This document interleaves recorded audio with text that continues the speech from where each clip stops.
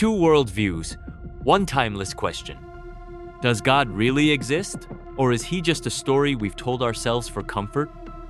Christians say yes, the creator of everything is real, personal, and active in our world. Atheists say no, the universe runs just fine without a God, no divine hand, just physics, chemistry, and chance. Today, we dive deep into the clash between faith and reason, belief and doubt, purpose and chaos.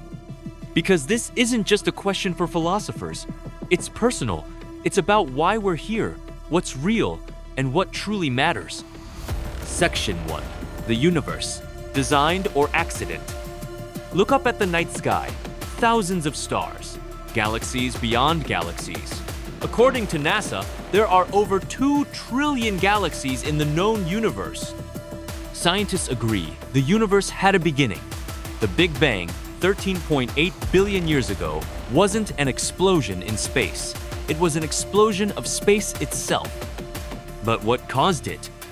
The Christian view says everything that begins to exist must have a cause. Since the universe began, it must have a cause.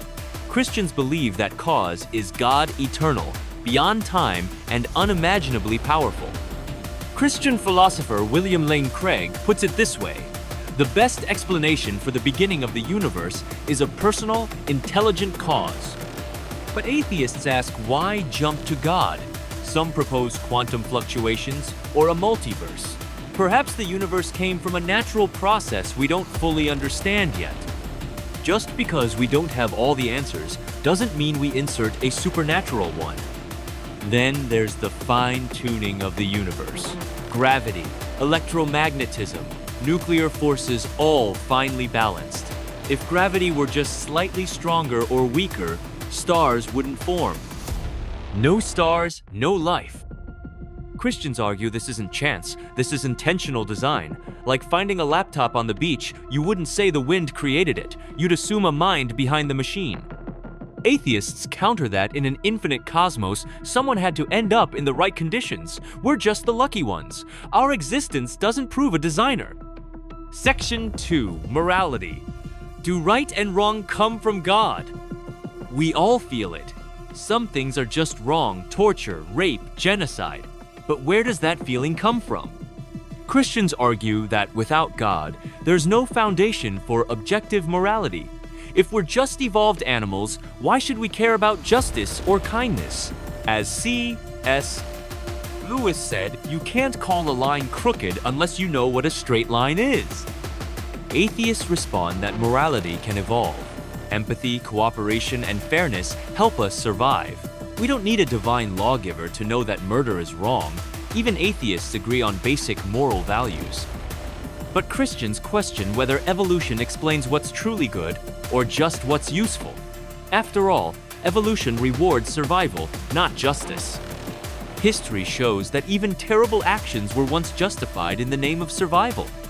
So where does that deep, unshakable sense of right and wrong come from, if not something higher than ourselves? Section 3. The problem of evil. Why do bad things happen? If God is good and all-powerful, why do children die of hunger? Why is there cancer, war, and suffering?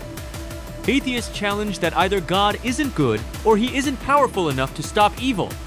Christians respond with the concept of free will. God created humans with the ability to choose. Love cannot be forced, and with freedom comes the possibility of evil. Much of the world's suffering, war, abuse, corruption, is the result of human choices. But what about natural disasters and disease? Christians say suffering can still have purpose. It shapes us. It builds strength, compassion, and resilience. As author Timothy Keller said, if you have a God great enough to be angry at for suffering, then you also have a God great enough to have reasons beyond your understanding. And maybe, just maybe, this life is not the end of the story. Section 4. Personal experience. Can you feel God? More than 80% of the world believes in some form of a higher power. That alone raises questions. Billions claim to have felt God peace during chaos, healing after trauma, answers to prayer. These experiences have transformed lives from ancient saints to modern-day believers. Christians say these aren't coincidences. They're real encounters with a real God. But atheists argue that people of all religions feel spiritual. Emotions are not proof. They're biological responses, chemicals in the brain. Still, some ask, what if those feelings are signals? What if awe, wonder, and love are hints of something beyond our five senses? Maybe we're wired to seek the divine because we were made for it. Section 5. Faith versus logic. Can they coexist? Is faith just blind belief? Christians argue that faith is not the absence of reason, it's trust based on evidence, like trusting a pilot or a doctor. You may not know everything, but you believe enough to take action. Throughout history, many great scientists were people of faith: Newton, Kepler, Galileo. Today, Francis Collins, the former head of the Human Genome Project, is a devout Christian. Science explains the how. Faith explores the why. Atheists push back. They say faith often fills in gaps where we lack knowledge.